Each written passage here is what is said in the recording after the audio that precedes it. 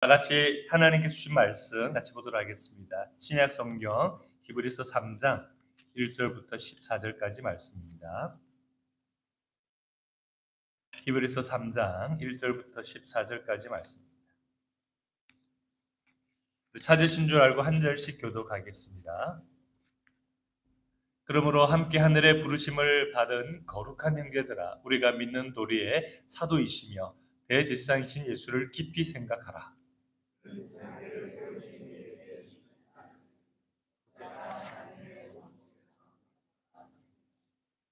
그는 모세보다 더욱 영광을 받을 만한 것이 마치 집 지은 자가 그 집보다 더욱 존귀함 같으니라.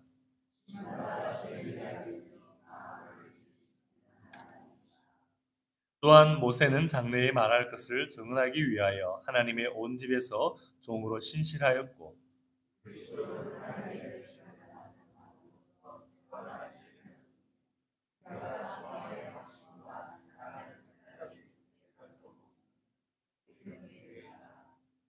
그러므로 성령이 이르신 바와 같이 오늘 너희가 그의 음성을 듣거든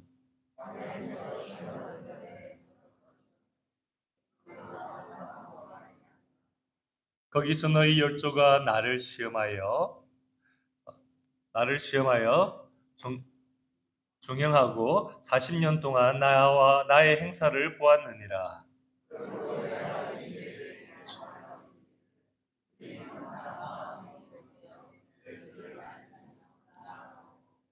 내가 노하여 맹세한 바와 같이 그들은 내 안식에 들어오지 못하리라 하였느니라.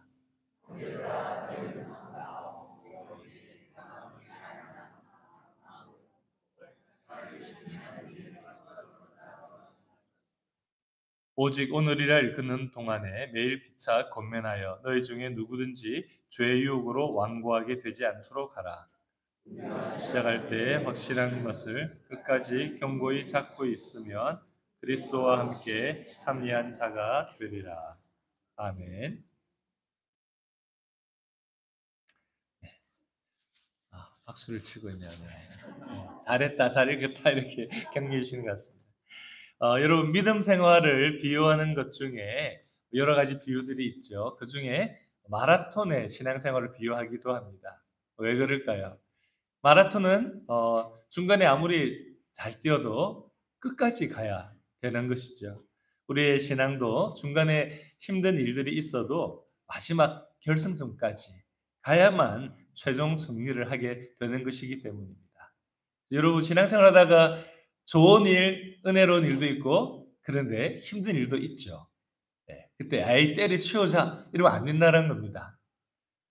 근데 우리가 그런 부분들에 있어서 참 하나님 앞에 믿음으로 나아가야 되는 것이 바로 신앙생활임을 알려주고 있습니다. 우리의 삶 속에서 하나님의 은혜를 주셔서 우리 새로운 삶을 시작하게 하신 것이 참 너무나 감사하죠. 부흥회를 하시는 것 같네요, 그죠? 우리도 한번 제가 좀 크게 한번 힘을 내서 한번 해보도록 하겠습니다.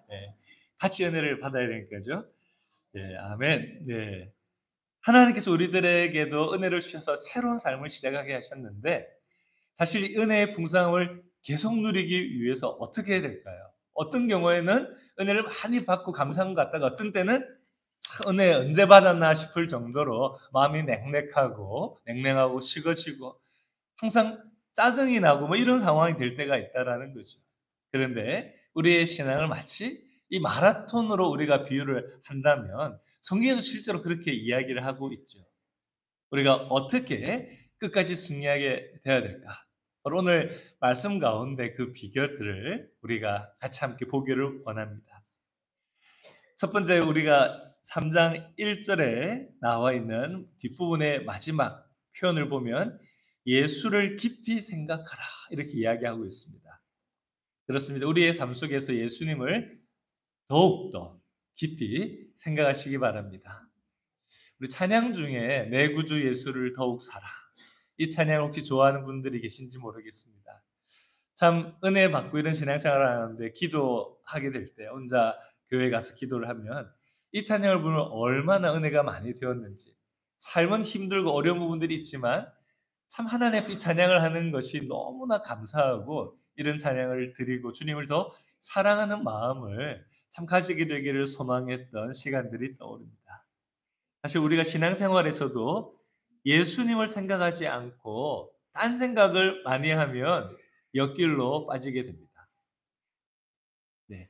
지금도 박수 소리에 우리의 생각이 딴 길로 빠지면 안 되고, 하나님께서 우리들에게 주시는 말씀에 함께 집중해 주시면 좋겠습니다.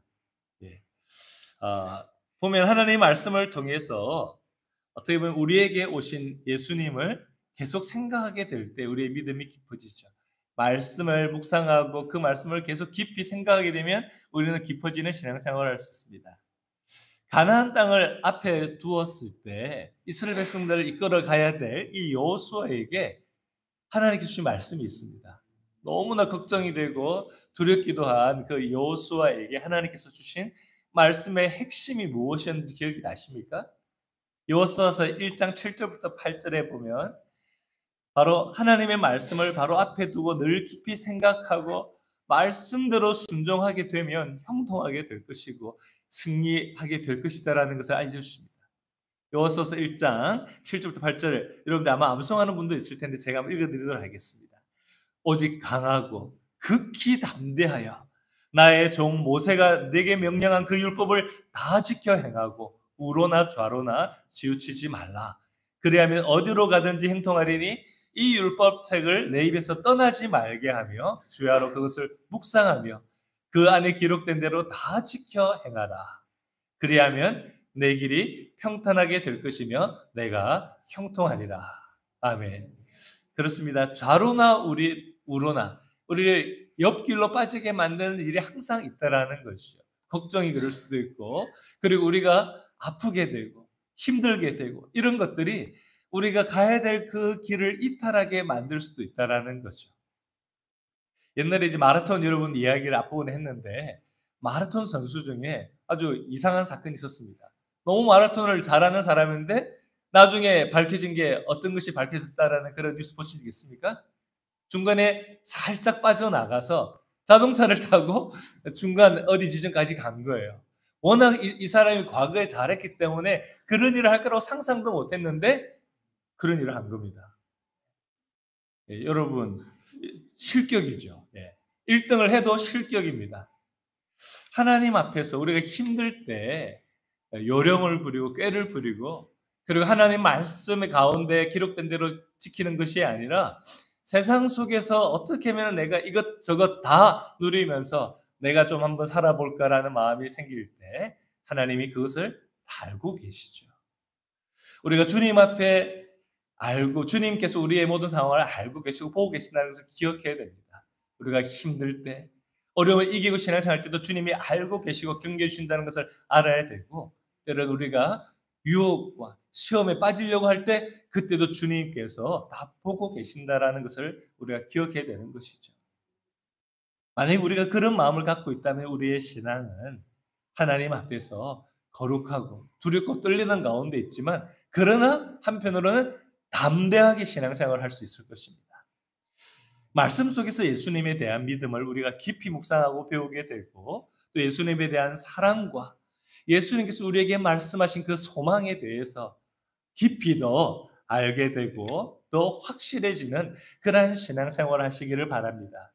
그래서 믿음 생활을 잘했다. 정말 믿음 생활을 잘했다라고 하는 그 칭찬을 주님 앞에서 마지막 순간 주님 앞에 섰을 때 예수님을 깊이 생각들에게 이미 짧게 아주 핵심적으로 우리의 신앙에 너무 중요한 예수님이 어떤 분인지를 말씀해 주고 있죠. 우리가 믿는 도리 이것은 우리가 고백한다라고 하는 그런 원어적인 의미를 가지고 있습니다. 우리가 믿음으로 고백하고 있는 그런 내용이 무엇인가라는 거죠. 예수님이 어떤 분이십니까? 사도이시며 대제사장이시라고 이야기하고 있습니다. 아니 예수님이 사도를 보냈는데 아니 예수님이 우리 믿는 도리의 사도라고 이야기를 하고 있죠. 믿는 도리의 사도라고 하는 고백은 우리에게 주신 복음을 위해서 성부 하나님이 위해서 보내심을 받은 분이라고 하는 것을 말하고 있습니다. 우리에게 주신 복음을 위해서 하나님께서 태초부터 계획하시고 우리에게 하나님의 아들 예수님을 보내셨다라고 하는 의미에서 예수님을 우리 믿는 도리의 사도라고 하는 겁니다. 사도라고 하는 그 의미 자체가 아포스톨이라고 하는 게 보냄받은 자라고 하는 뜻이거든요. 예수님은 하나님으로부터 보냄을 받았다는 거죠. 12 사도들은 예수님으로부터 보냄을 받아 교회를 세우고 세상 가운데 복음을 증거하라고, 그 교회를 이끌고 섬기라고 예수님이 보낸 그런 지도자들이라는 것이죠. 믿는 도리의 사도라고 하는 고백, 그렇습니다. 예수님께서 하나님 아버지에게서 보냄받은 분이셔서 태초부터 우리들을 향한 사랑의 계획 속에서 우리에게 오신 분이라는 것을 우리가 알아야 된다는 거죠. 그래서 우리가 예수님 믿고 난 뒤 신약 성경만 열심히 본다고 신앙이 또 깊어지는 게 아닙니다. 신약 성경에 예수님의 행적과 교회에 대한 말씀이 있지만 예수님의 사랑과 이 복음은 이미 창세전부터 계획되었던 거죠. 창세기부터 말라기까지 계속해서 하나님의 계획이 이어지고 있고 그것이 성취되어져 있는 것이 신약 성경이고 우리들에게 주신 말씀이라는 것입니다. 그렇습니다. 예수님께서 또한 우리의 대제사장이시라고 이야기를 하고 있죠. 대제사장은 어떤 존재입니까? 대제사장은 백성들을 대표해서 그들이 지은 죄에 대해서 하나님께, 대제사장이 자기가 이스라엘 전체 모든 백성들이 죄를 지은 그 모든 죄들에 대해서 자기가 지은 것처럼 대제사장은 백성들을 대표해서 하나님 앞에 속죄의 제사를 드리는 존재였습니다. 그렇습니다. 죄로 인하여 고통함에 신음하는 영혼들이 하나님 앞에 회복되어지는 은혜의 길로서 늘 하나님 앞에 나아갈 수 있도록 막혀져 있는 모든 죄의 장벽들을 하나님 앞에 대표해서 회개하고 이제 하나님의 백성으로 하나님께 일상의 삶 속에서 하나님을 의지하고 살아갈 수 있도록 그 속죄의 제사를 드리고 일상의 삶이 하나님과의 회복된 관계 속에서 살아가도록 하는 바로 그 일에 중간에 서 있는 존재가 대제사장인 것이죠. 그렇습니다. 예수님께서 바로 대제사장과 같은 역할을 했다라고 이야기를 하고 있습니다. 우리가 오늘 3장을 읽었잖아요. 히브리서 3장 앞부분에 몇 장이 있죠? 2장이 있습니다. 네, 너무나 어려운 질문을 제가 드렸는데 2장이 있습니다. 3장 앞에 2장 우리 17절 18절 한번 같이 읽어보도록 할까요? 성경을 가져오신 분들은 히브리서 2장 17절 18절 한번 같이 읽어보도록 하겠습니다. 시작. 그러므로 그가 범사의 형제들과 같이 되심이 마땅하도다. 이는 하나님의 일에 자비하시고 신실한 대지상이 되어 백성의 죄를 속량하려 하심이라. 그가 시험을 받아 고난을 당하셨은즉 시험 받는 자들을 능히 도우시느니라.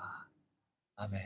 예수님이 하나님의 대지상이 되어서 우리들을 속량하는 일을 하셨다라고 이야기를 하고 있습니다. 대지상도 사람이었잖아요. 그도 시험 똑같이 받는 사람이었지만 하나님 앞에 먼저 자기의 죄를 속량하고 모든 이스라엘 백성들의 죄를 속량하는 그 일을 했는데 예수님은 하나님과 동등된 분이시지만 사람이 되어서 우리와 똑같이 시험을 받으셨던 그 시간들을 다 보내시고 그리고 우리의 모든 죄를 대신해서 돌아가셨기 때문에 이제 우리가 연약해서 당하는 그 시험들에 대해서 예수님이 다 아신다라는 거죠. 우리는 신분이 낮은데도 높으신 분들도 계신데 신분이 좀 별로 그렇게 대단한 사람이 아닌데도 자존심이 세고 기분이 나쁠 때가 많은데 예수님은 하나님의 아들이신데도 그 모든 조롱과 저주와 이런 비난을 받으시면서 그것을 참으시고 때로는 육체의 고통, 배고픔, 여러 가지 많은 어려움들을 당하시면서도 바로 하나님의 뜻대로 끝까지 순종하셨다라는 거죠. 그렇기 때문에 우리가 당하는 문제들에 대해서 모르는 것이 있다? 네, 없다. 네. 네. 이게 좀 주로 부흥사 목사님들이 하시는 방법인데, 네. 우리의 문제를 모르시는 것이 없다라는 거죠. 그렇습니다. 하나님께서 예수님이 하나님의 대제사장으로 우리들을 향한 그 사역을 하셨다라는 것은 우리들을 넉넉히 도울 수 있는 분이라는 것을 말하고 있다라는 것입니다. 그렇습니다. 예수님을 깊이 생각한다라는 것은 예수님 생각으로 단순히 좋다라는 것만 아니라 예수님이 어떤 분이신지를 풍성히 알고 그 예수님을 내가 더 경험하고 그리고 더 사랑하고 더욱더 하나가 되어가는 삶을 살게 된다라는 것입니다. 예수님이 우리 구주가 되셨다라는 그것의 은혜를 누리고 그 능력을 계속해서 경험하는 담대한 삶을 계속해서 살게 된다라는 것이죠. 그래서 히브리서는 사실 11장만 믿음장이라고 이야기하는 게 아니라 히브리서 전체가 믿음에 대해서 아주 강조하고 있는 그런 말씀입니다. 그래서 1장 처음부터 보면 1장을 읽으실 때 처음부터 예수님이 누군가를 반도직입적으로 바로 설명하면서 시작하고 있습니다. 우리가 예수님 제대로 알아야 돼요, 여러분. 예수님 제대로 알지 못하기 때문에 좌로 빠지고 우로 빠지고 한다라고 이 히브리서를 기록한 기자에게 성령의 감동으로 바로 알려주고 있다는 것입니다. 신자들이 얼마나 예수 믿고서도 예수님 생각보다 딴 생각을 하고 이전 종교, 여기 특별히 히브리서는 유대 종교의 과거의 전통 관습으로 돌아가려고 하는 그 부분들에 대해서 경고들을 합니다. 또한 세상 사람들의 말에 현혹되어서 초점을 상실하고 살아가는 성도들의 삶에 대해서 너무나 안타까워하면서 이 히브리서를 기록했다라는 것입니다. 그렇습니다. 오늘날 우리들을 향해서도 왜 성령님께서 안타까워하지 않으실까요? 왜냐하면 우리도 때로는 좌로 우로 잘 빠지는 거죠. 예? 죄의 유혹을 잘 빠져나가면 좋은데 그냥 하나님의 말씀에 집중하지 못하고 여기저기로 엉뚱한 데로 빠지는 모습들이 혹시 우리들 가운데 없는지 오늘 말씀을 통해서 다시 한번 점검하기를 원합니다. 그렇습니다. 예수님은 히브리서 앞부분에서부터 이야기하는 것처럼 하나님의 영광의 광채. 제 아내가 요즘 예수님을 좀 봤으면 좋겠다라고 이렇게 이야기를 하더라고요. 기도 생활을 조금 더 열심히 하면서. 그래서 예수님을 보려면은 이 세상을 떠나야 되는데 제대로 보려면은 이제 환상 속에서라도 보면 좋겠다. 뭐 이런 마음이 점점 더 사모하는 마음이 때로는 생기죠. 이런 분이시구나. 하나님의 영광을 보여주는 예수님 바로 이 땅 가운데 이렇게 살아가셨구나. 아니 구약에서는 이렇게 오실 메시아를 예언하셨구나라는 것을 우리가 알면서 예수 그분이 하나님의 영광의 광채시다라는 것을 우리는 알게 됩니다. 예수님 다른 거 보지 않고 예수님이 어떤 분이신지를 묵상하면 우리의 삶의 문제를 어떻게 우리가 살아가야 될지 예수님이 어떻게 인도하시는지를 분명하게 알게 된다라는 것입니다. 그렇습니다. 하나님 아버지와 온전한 관계를 맺고 계셨던 그 예수님께서 이 땅 가운데 살면서 인간이신데 그분도 연약한데 그럼에도 불구하고 하나님의 뜻 가운데 어떤 식으로 순종하셨는지 새벽 미명에 그렇게 피곤한데도 하나님께 나아가 먼저 기도하시고 밤이 맞도록 때로는 기도하시고 사람들의 외면을 보지 않으시고 주님 말씀하신 주님 생각대로 사람들을 보시려고 했다. 그리고 주님 맡겨주신 사명은 끝까지 충성하셨던 그 모습들을 우리가 묵상하면서 우리의 삶도 어떻게 해야 되는지를 더 분명하게 알게 된다는 것입니다. 그렇게도 존귀하신 예수님이 우리를 대신해서 강구하시는 대제사장이 되셨던 동시에 우리 죄를 정결하게 하시는 바로 속죄의 제물이 되셨던 것을 성경은 우리들에게 알려주고 있죠. 인자가 온 것은 섬김을 받으려 한 것이 아니라 도리어 섬기려 하고 자기 목숨을 많은 사람의 대속물로 주려 하셨다라는 것을 마태복음 28장 20장에 이야기를 하고 있습니다. 그리고 여러분 이사야서 53장 우리가 어떻게 보면 성찬식을 오늘도 할 텐데 성찬식을 할 때마다 우리가 이사야서라든지 또 마태복음 산상수 마태복음의 십자가상에서 그 모습들과 또 복음서의 그 모습뿐만 아니라 서신서의 예수 그리스도를 우리들에게 소개해주는 그 말씀들을 다 묵상해야 될 텐데 특별히 예수님이 당하신 고난을 우리가 생각할 때 우리가 그 고난의 의미가 무엇인지를 우리가 제대로 알아야 받은 은혜, 그 받은 은혜가 얼마나 귀한지를 알죠. 그렇죠? 이사야서 53장 4절부터 6절에 이렇게 우리들에게 말씀하고 있습니다. 그는 실로 정말로 우리의 질고를 지고 우리의 슬픔을 당하였거늘 우리는 생각하기를 그는 징벌을 받아 하나님께 맞으며 고난을 당한다 하였다. 나랑 상관없이 예수님이 고난 당했다라고 착각하는 어리석은 사람들이 있다라는 것입니다.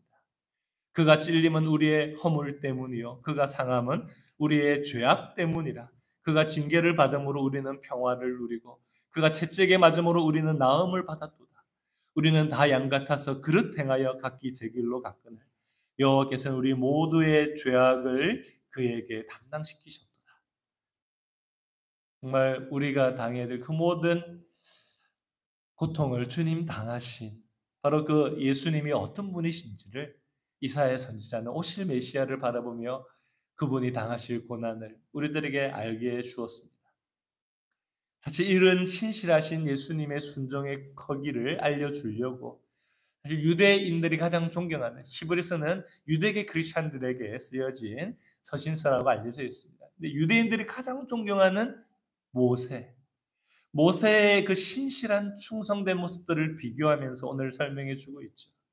모세는 하나님의 집안의 종으로서 이스라엘 백성들에게 온갖 불평과 원망을 들으면서도 주님 맡겨주신 사명에 모세는 끝까지 충성했습니다. 그런데 예수님은 하나님의 아들로서 종이 아니라 하나님의 아들로서 그 모든 것들을 소유하신 그분으로서 슬픔과 징계와 오늘 말씀에 보여줬던 것처럼 채찍에 맞으시고 죽으면서까지 우리 죄를 대신해서 우리를 구원하시기 위해 하나님 아버지 앞에 충성하시고 순종하셨다라는 것을 비교해서 알려주고 있습니다. 모세도 그렇게 존경해서 모세 이름만 불러도 막 이스라엘 백성들이 그 정말 정결한 마음, 두려운 마음, 경건한 마음을 가지려고 하는데 예수님은 어떠십니까? 하나님의 아들로서 이러한 온전한 충성을 하셨다라는 것입니다. 여러분 신분의 크기도 너무나 차이가 나지만 순종의 정도에서도 우리를 사랑한 것에서도 너무나 비교가 안 될 정도로 어마어마하게 큰 사랑을 예수님은 우리들에게 믿는 자들에게 그 사랑을 하셨다라는 것을 말씀을 통해서 알게 하고 있습니다.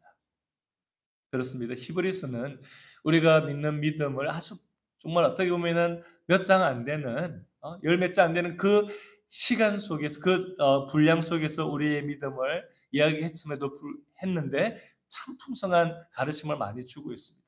그러나 그것도 한 부분에 지나지 않는 것이죠. 우리가 믿는 믿음에 대해서 그래서 계속해서 깊이 생각하라고 히브리서에서 종종 등장하는 이유가 바로 그것입니다. 우리가 예수님을 믿는 믿음에 대해서 깊이 생각하는 것이 너무나 중요하다는 것이죠. 예수님을 믿음으로 얻은 구원에 대해서도 깊이 생각해야 됩니다. 사실 솔직하게 우리를 보면 예수님을 깊이 생각하지 않고 지내는 시간들이 너무 많죠. 우리가 생각하는 많은 것들이 보면 여러 가지 많은 우리가 좋아하는 것들, 또 심지어 문제가 생긴 문제는 묵상하면 안 되는데 우리 문제도 걱정하면서 계속 묵상하죠.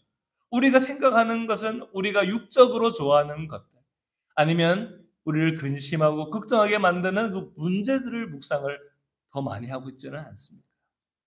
우리의 주님 대신 이미 모든 문제를 다 담당하시고 십자가에 죽으신 승리자이시고 우리의 구원자가 되시고 대제사장이 되셔서 지금도 우리를 넉넉히 도우실 수 있는 예수님을 깊이 묵상해야 되는데 혹시 우리들이 다른 어떤 것들을 묵상하고 있는 모습이 아니었는지 오늘 말씀 가운데 다시 우리의 마음을 점검하고 주님을 묵상해야 되겠구나. 주님을 더 깊이 묵상하는 그런 신앙이 되겠다라고 결심하시기를 바랍니다. 여러분 우리가 받았던 구원을 얼마나 깊이 묵상하셨습니까? 구원받았다라는 것은 그 변화된 그 정도, 우리가 받았던 은혜, 그리고 우리가 누리게 되는 권리, 우리에게 주신 약속, 그 약속과 더불어서 우리에게 주어질 그 소망이 얼마나 풍성한지를 우리가 짧은 시간 구원받았어요 라고 하는 그 말 한마디에 사실 다 담을 수가 없죠.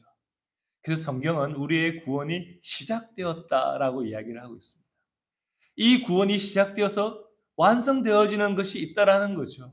근데 어떤 사람들은 시작된 단계에서만 계속 그게 전부인 줄 알고 머무는 신앙생활을 하고 있다면 이 얼마나 안타까운 것입니까? 마치 여러분들에게 누가 마음 좋은 분이 거대한 저택을 여러분들에게 선물해 주었다고 생각해 보십시오. 제가 지난주에 운전해서 수요일 날 맛있는 음식을 먹기 위해서 저녁에 운전해서 가는데 베링턴 쪽에 있는 집들을 지나갔습니다. 문밖에 안 보여요. 그런데 안에 엄청나게 클 것 같다라는 예상이 들더라고요. 근데 문만 봐도 야 되게 멋있겠다 이런 생각이 들죠. 근데 여러분 그 집을 저에게 주었는데 누가 문만 보고 너무 좋아서 그 문 앞에서만 지내고 있다고 생각해 보십시오. 바보 아니에요. 바보 이렇게 생각하겠죠. 실제로 그 집에 들어가서 그 집에 얼마나 좋은지를 누리고 뭐든 얼마나 많겠습니까? 말로 다 할 수 없을 정도로 정말 많은 것이 있겠죠. 그렇습니다. 하나님께서 주신 것임에도 불구하고 누리지 못한다면 정말 안타까운 상황이죠. 구약의 이스라엘 백성들은 출애굽의 구원을 받았고 그것이 시작이 되어서 가나안 땅으로 들어가야 되는데 하나님의 백성으로 살아가는 삶을 배우지 못하고 계속 불평하고 원망하고 그렇게 살다가 대부분의 사람들은 약속의 땅에 들어가지 못했다라고 하는 그 안식을 누리지 못했다라는 것을 바로 히브리서를 통해서 경고해 주고 있는 것이죠. 구원의 시작은 되었으나 진정한 안식을 누리지 못하는 이 구약의 이스라엘 백성들처럼 되지 말라는 거죠. 어떻게 안 될 수가 있습니까? 이스라엘 백성처럼 불평, 원망, 다른 것을 묵상하고 문제를 묵상하면 구약의 광야에서 죽었던 이스라엘 백성들처럼 신앙생활을 하다가 갈 수 있다라는 겁니다. 그러나 그러지 않기 위해서는 여호수아 같은 믿음이 되어야 되죠. 말씀을 붙잡고 좌로우로는 치우치지 아니하고 그것을 묵상하고 그 가운데 기록하는 것들을 지키는 믿음이 되어야 된다라는 것입니다. 하나님의 약속은 믿음과 결부되어 있습니다. 하나님의 말씀을 듣고 좋게 생각한다라는 것이 믿음의 전부가 아니죠. 말씀 좋네. 그게 믿음의 전부가 아니에요. 그 믿음의 결부되었다라는 것은 믿음으로 받아 순종한다라는 것입니다. 순종으로 이어질 때 그것이 진짜 믿음인 것이죠. 순종으로 이어지지 않는 믿음은 문제가 있는 믿음이라는 것을 분명히 우리가 기억해야 되는 것이죠. 세계에서 가장 좋은 저택을 선물 받은들 뭐합니까? 문 앞에서만, 예? 대문 앞에, 대문도 그냥 바로 앞에 대문도 아니고 그 이쪽 게이트, 그 입구에서만 있다면 그 정말로 참 안타까운 일이죠. 세상에서 아무리 좋은 휴양지 갈 수 있도록 우리가 티켓을 받았다고 하더라도 비행기 티켓까지 받았는데도 비행기 타고 안 가면은 다 소용이 없죠. 믿음은 선물로 받은 것을 내 삶에 순종으로 결부시킬 때 바로 그것이 우리의 삶에 열매가 맺어지게 되는 것입니다. 반드시 그것을 위해서는 깊은 묵상과 순종이 있어야 되는 것. 바로 그래야만 그 가치를 제대로 알고 점점 누려갈 수 있다는 것입니다. 성도들에게 누리라고 주신 안식이 무엇입니까? 사람들은 사실 다 쉬고 싶어 하죠. 얼리 리타이어, 이게 여러분들의 꿈이었습니까? 네. 근데 요즘에 청년들도 그죠? 이렇게 얼리 리타이어 했으면 좋겠다 이렇게 이야기를 합니다. 막 쉬고 싶다는 거죠. 왜냐하면 머리가 복잡한가 봐요. 예? 하나님의 나라의 비전을 따라 사는 사람은 심플합니다. 하나님 인도하심을 믿기 때문에 별 걱정이 없어요. 주신 사명을 따라서 그때그때 주신 사명을 따라 살아가려고 합니다. 그런데 많은 사람들이 사실 쉬지 못하고 살아가죠. 심지어 얼리 리타이어하고 돈은 많이 이미 벌어놨음에도 불구하고 제대로 된 안식을 누리지 못하는 사람들이 있습니다. 권력을 갖고 성공한 것처럼 보이지만 안식하지 못하면 늘 표정이 어두워요. 그렇죠? 대통령들 표정이 제일 어둡잖아요, 그렇죠? 왜 근데 그렇게 대통령 되려고 하는지 그죠? 그 권력을 갖고 싶어서 사람들은 다 그렇습니다. 여러분 돈을 많이 벌어도 그것을 쓰고 누릴 수 없다면 그 가치를 제대로 세상 가운데 사용하지 못한다면 소용이 없죠. 힘이 있어도 힘을 바르게 사용하지 못하면 소용이 없습니다. 안식도 우리가 쉼을 누리는 겁니다. 안식을 우리가 선물을 받았는데 누리지 못하면 참 소용이 없는 것입니다.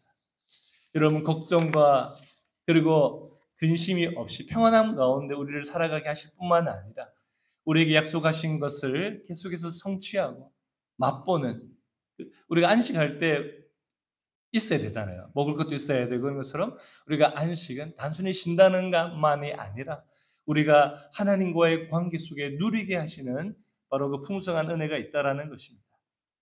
이스라엘 백성들이 가나안 땅에서 걱정 없이 평안한 가운데 누리라고 말씀하시면서 그들을 인도하셨는데도 불구하고 우리가 알고 있는 것처럼 그들은 출애굽했음에도 불구하고 순종하지 않다가 광야에서 죽었던 가나안 안식을 누리지 못했던 그 모습들을 우리는 반면교사로 삼아야 됩니다. 그걸로 우리가 삼아야 되는 것이죠. 참된 안식의 모형. 아버지 하나님께서 이 세상을 창조하시고 쉬셨던 마지막 7일에 쉬셨던 이유는 힘이 없어진 게 아니죠. 바로 우리들을 위해서 창조하시고 그 동산에 살게 하신 인간들, 하나님의 형상대로 창조한 받은 사람들을 위해서 지으게 하십니다. 하나님과의 관계 속에서 하나님을 의지하고 모든 하나님께서 이미 주신 것을 하나님 안에서 제대로 누리라고 하나님께서 내가 안식한 것처럼 너희들도 안식하라고 이야기를 하는 것입니다. 하나님과의 관계 속에 안식을 누리는 거죠. 예배는 바로 이러한 안식의 시간인 줄 믿습니다. 하나님과 더 우리가 깊이 알게 되고 찬양으로, 기도로, 말씀으로 하나님을 함께 하나님 백성된 하나님의 가족으로서 우리가 함께 그 하나님을 맛보는 것입니다. TV 앞에서, 모니터 앞에서 혼자만 여러분 어쩔 수 없을 때는 그렇게 해도 되겠지만요. 늘 그렇게 사는 신앙은 절대로 건강한 신앙, 바른 신앙이 아닙니다. 안식의 비결이 순종인 이유가 있는 것이죠. 안식을 누리는 비결은 바로 마음을 완악하게 하지 않는 것입니다. 마음을 완고하게 하지 않는 것이죠. 이스라엘 백성들처럼 하나님 앞에 마음을 완고하게 내가 지금 하나님 지금 어떤 사람인 줄 알고 하나님 지금 나한테 이런 식으로 대하면 안 되죠. 네가 뭔데? 하나님께서 정말 하나님이 창조한 귀한 존재긴 하죠. 그러나 우리가 얼마나 미약한 존재입니까? 우리 자신을 하나님 앞에서 늘 겸손히 우리가 미약한 존재이며 하나님의 은혜로 구원받은 존재임을 알 때 우리는 그 안식 속에 더 계속해서 노력하는 것입니다. 우리가 이민 와서 여러분 사실 때 초창기 이민 와서 사신 분들 이야기 들으면은 뭐 투잡, 쓰리잡 잡고 사시는 모습들을 그러다 보면은 이민 초창기에 막 뭐 먼저 신앙생활 하셨던 분 목사님들이 다 잡 잡는 것도 도와주고 막 했는데 나중에 너무 사는 게 바빠서 못 나간다고 하잖아요. 그렇죠? 많은 분들이 참 그런 삶을 사는 것을 여러분 혹시 본다면 얼마나 안타깝겠습니까?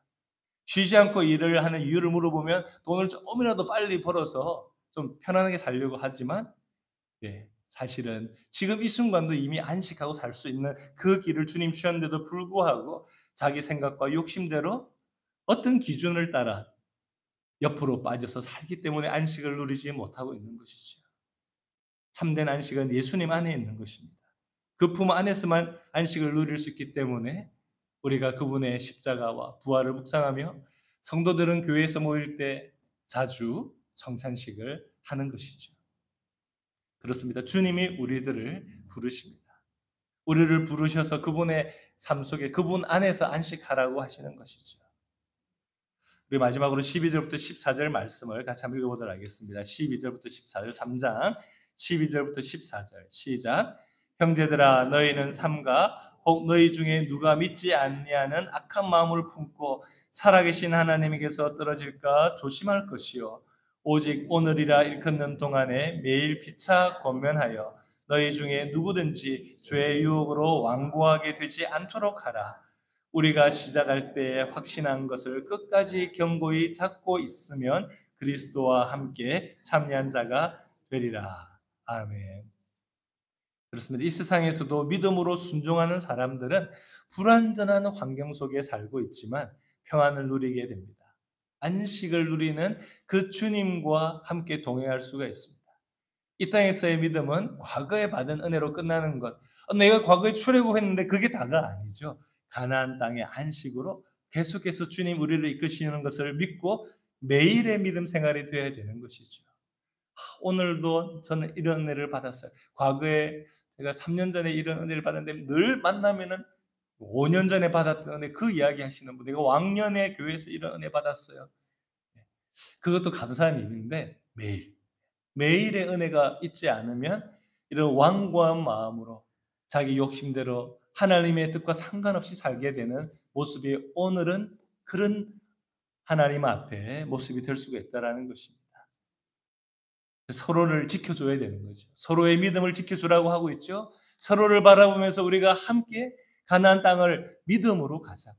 말씀 가운데 순종하며 가자라고 함께 서로를 향해서 권면하시기 바랍니다. 새마음교회 시작 잘했죠. 그런데 아픔과 어려움에 시작했지만 믿음으로 살려고 하는 마음이 있었는데 계속해서 서로를 믿음 안에 살 수 있도록 끝까지 주님으로 인도하시는 그 과정 속에 계속해서 서로를 권면하고 격려하고 신앙생활을 해 나갈 때, 매일 그런 신앙이 될 때 새마음교회는 매일 주님의 은혜를 받는 교회가 될 줄 믿습니다. 신앙은 정지 상태가 아닙니다. 신앙은 움직이는 거예요. 계속해서 하나님이 인도하시는 그 인도하심을 따라 인도함 받아 가는 것입니다. 그래서 성도의 믿음에는 은퇴가 없다라고 이야기를 합니다. 직장에서 은퇴는 있을지 모르지만 믿음 생활, 교회를 섬기는 것, 이런 거에는 은퇴가 없습니다. 꼭 직분을 맡아야만 되는 것이 아니겠죠. 여러분, 매일 믿음으로 전진하고 순종하는 삶이 되시길 바랍니다. 매일 기도로, 매일 말씀으로 시작하고 마무리하면서 우리의 삶 속에서 하나님께서 어떤 분이신지를 우리에게 경험하라고 보내주신 예수님, 그분 예수님과 우리의 삶 속에 매일 동행해 나가는 저와 여러분들이 되시기를 축복하며 부탁드립니다. 기도하겠습니다. 하나님 아버지 감사합니다. 하나님, 이민자로 살아갈 때 어려움도 많았지만 하나님 은혜로 이끌어 주셨고, 이 자리까지 오셔서 교회로 섬기고 서로 사랑하고 우리 자녀들 가운데 때로는 하나님 주신 은혜 가운데 감사하고 교회가 계속 주님의 뜻 가운데 살아갈 수 있도록 우리가 하나님 앞에 기도하면서 사랑하면서 신앙생활할 수 있는 아름다운 공동체를 묶어주시며 감사드립니다. 하나님 아버지, 우리가 계속해서 하나님께서 시작하게 만들어 주신 이 믿음에 하나님 계속해서 여정 가운데 예수님께서 대제사장으로서 지금도 우리를 중보하시면서 우리를 이끌어 가시고 우리와 동행하신다라는 사실을, 하나님 예수 그리스도의 복음, 그분의 사랑, 하나님 모든 은혜들을 말씀 가운데 묵상하며 우리가 주님 그것을 누리는 우리 모두가 되게 하여 주시옵소서.